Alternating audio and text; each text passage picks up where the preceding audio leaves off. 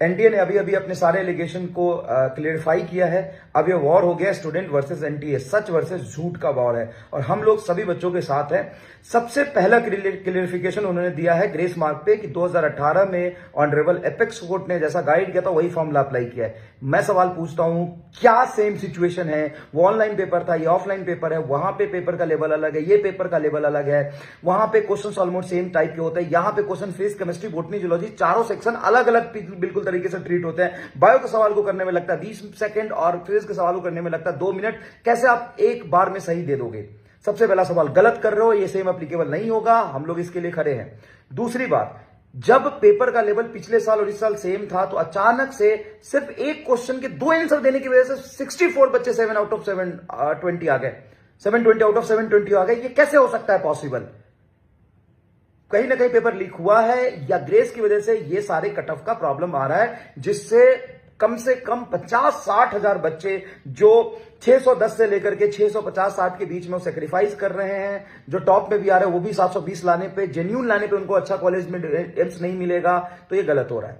तीसरी बात, जो पेपर लीक है, पुलिस ने भी ये देखा है कि कुछ मामले ऐसे हैं गुजरात और बिहार में, चंडीगढ़ में, हरियाणा में, पंजाब में, कि सिचुएशन ऐसा क्रिएट हुआ है राजस्थान में कि पेपर लीक की खबरें हैं, उसका प्रॉपर इन्वेस्टिगेशन नहीं कराया आपने। और आप कह रहे हो कि हमने जल्दी रिजल्ट दे दिया। मांग कौन रहा था? मांग कौन रहा था? किसको बता रहे हो? किसने बोला कि आपने जल्दी रिजल्ट दे दिया? तो मांग कौन रहा था जल्दी रिजल्ट? और जरूरी है कि जिस दिन देश का सबसे बड़ा जो एग्जाम चुनावी रिजल्ट आने वाला उस दिन आप रिजल्ट दो? तो ये सारे सवालों का जवाब बेबुनियाद है साहब आपके, और अब तो लड़ाई होगी, बहुत भयंकर लड़ाई होगी।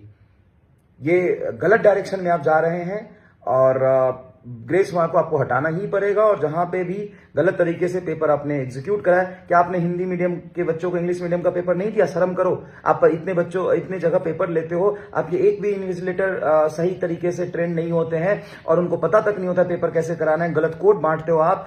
हर पूरे इंडिया में आपने 50 सेंटर पे ग्रेस मार्क दिए, लेकिन कौन सा सेंटर है जहां पे पेपर 20 मिनट लेट शुरू नहीं हुआ, ये बताना जरा आप। 90% सेंटर पे 20 मिनट पेपर लेट शुरू हुआ है। तो ये गलत है और इसके बिल्कुल अगेंस्ट हैं हम लोग भी, क्योंकि इस तरीके से पेपर, और जो पेपर आपने बनाए वो भी बनाने का पैटर्न भी गलत है। क्यों बनाया इतना आसान पेपर? क्यों ऐसा इस लेवल का पेपर बनाया आपने कि कट ऑफ बढ़ गया? अच्छा, 2022 में जब 18 लाख बच्चे थे तो एक बच्चे के 720 आए थे और बाकी नॉर्मल कट ऑफ था। 2023 में 22 लाख बच्चे, 3 लाख बच्चे बढ़े तो भी सब कुछ ठीक था, नॉर्मल था। अचानक से 2024 में ही अब नॉर्मल चीजें क्यों होती है, इसका जवाब दे कोई।